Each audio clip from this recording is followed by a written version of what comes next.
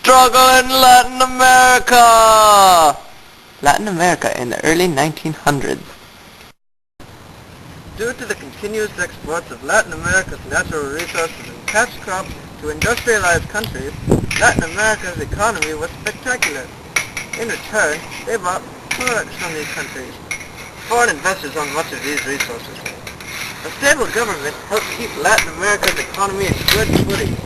Some nations, like Uruguay and Argentina, had democratic constitutions.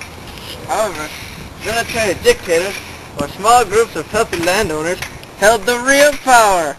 These tiny ruling classes kept all the benefits for themselves, while the growing lower and middle classes had no say in their own government. This troubled many nations in Latin America, but sparked a revolution in Mexico. The Mexican Revolution! In 1910, dictator Porfirio Diaz had been ruling Mexico for 35 years.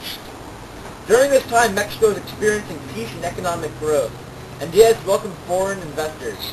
But all the while, discontent was boiling in Mexico. The prosperity of Mexico only benefited a few of the Mexican citizens, while the peasants of Mexico lived in poverty. Peasants worked in haciendas. Hacienda, large plantation. Peasants worked in haciendas owned by land-owning elites, while the others worked in factories and mines. The growing middle class opposed Diaz and wanted democracy. And Francisco Madero, a liberal reformer born to an elite family, also demanded free elections. Because of this, Diaz resigned in 1911, and soon a bloody struggle engulfed Mexico. Revolution leads to change! In 1917, Venustiano Carranza is elected president of Mexico. He appointed a new constitution which included land and labor reform and religion reform, which strengthened government control of the economy. It also permitted the breakup of large estates and placed restrictions on foreigners owning land and allowed nationalization. Government takeover. And allowed nationalization of natural resources. Church land was also made property of the nation. Suffrage was granted to men, but women did not receive the same pay. Fighting continued in Mexico on a smaller scale throughout in the 1920s, and Carranza was overthrown in 1920. In 1929, the government organized what later became the Industrial Revolutionary Party.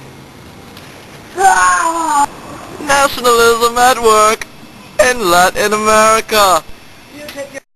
World events affected Latin American economy. In the 1930s, during the Great Depression, prices for Latin American exports plunged as the demand lessened. A tide of economic nationalism. Emphasis on home control of the economy. A tide of economic nationalism swept Latin American countries. Local entrepreneurs set up factories to produce goods, and governments raised tariffs to protect the new industry. The Great Depression also triggered political changes in Latin America. People began to feel that liberalism did not work for them. By the 1920s, Latin American writers, artists, and thinkers began to develop their own cultural ideas. In Mexico, cultural nationalism, pride in one's own culture. In Mexico, cultural nationalism reflected in the form of murals. During and after World War I, British influence declined, and the involvement of the U.S. rose. The U.S. and Mexico fought a lot during the Mexican Revolution. In the 1930s, President Franklin Roosevelt created the Good Neighbor Policy.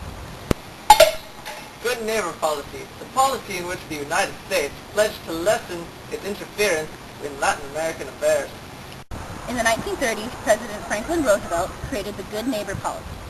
It strengthened Latin American nationalism and improved relations between Latin America and the U.S.